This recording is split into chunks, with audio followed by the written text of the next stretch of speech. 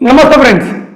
కూటమి ప్రభుత్వం వికలాంగులకి ఒక రకంగా కలెక్టర్ల ద్వారా మంచి వార్తనే అందించింది. ఇంతకీ ఆ వార్త ఏంటి, ఆ చెప్పిన కలెక్టర్ ఎవరు ఇవన్నీ నేను మీతో పంచుకుంటాను. పంచుకునే ముందు నాది ఒక చిన్న రిక్వెస్ట్. కొత్తగా ఛానల్ పెట్టాను, కొంచెం సబ్స్క్రైబ్ చేసి ఎంకరేజ్ చేయండి. నచ్చితే లైక్ కొట్టండి, కుదిరితే కామెంట్ చేయండి, బెల్ బటన్ కూడా నొక్కండి. నమస్తే ఫ్రెండ్స్, ఇక మ్యాటర్లోకి వద్దాం. 135,000 మందికి ఈ సెప్టెంబర్ నెల మొత్తం రీవెరిఫికేషన్ జరుగుతుంది. మంచిది. అయితే ఈ 135,000 మందికి రీవెరిఫికేషన్ అవుతుందా?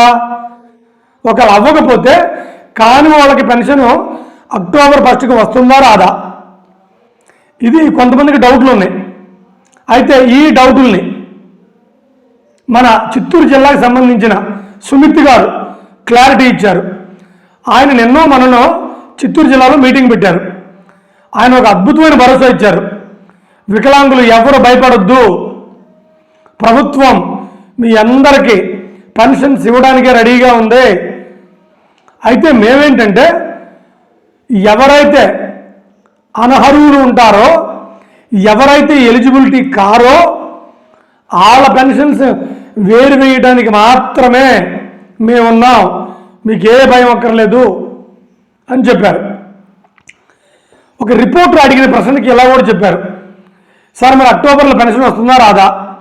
ఒకవేళ ఈ 135,000 మందికి వెరిఫికేషన్ అవ్వలేదు అనుకోండి, మరి వాళ్ళకి అక్టోబర్లో దసరా పండగ కదా, మరి వాళ్ళకి పెన్షన్స్ ఇస్తారా ఎవరా?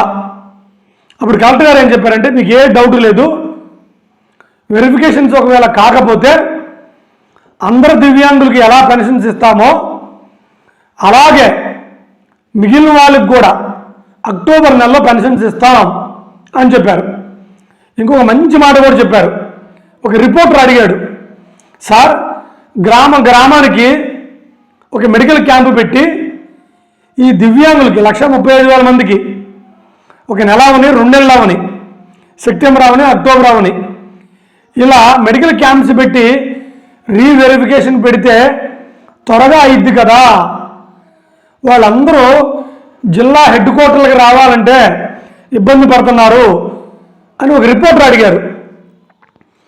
ఆ విషయానికి దానికి సుమిత్ గారు కూడా సానుకూలంగా స్పందించారు. మీరు చెప్పింది చాలా మంచిది, మేము దాన్ని పరిశీలిస్తాం, సీఎం గారి దృష్టికి కూడా తీసుకెళ్తామని చెప్పారు.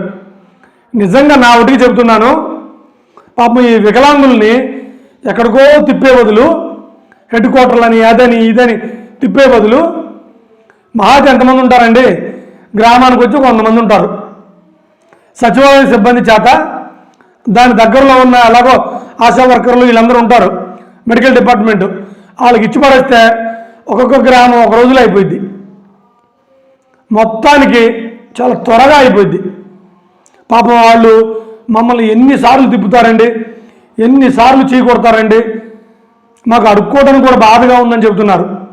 దయచేసి సుమిత్ గారు ఆ రిపోర్టర్ అడిగిన క్వశ్చన్ దానికి మీ సమాధానం కూడా బాగున్నాయి.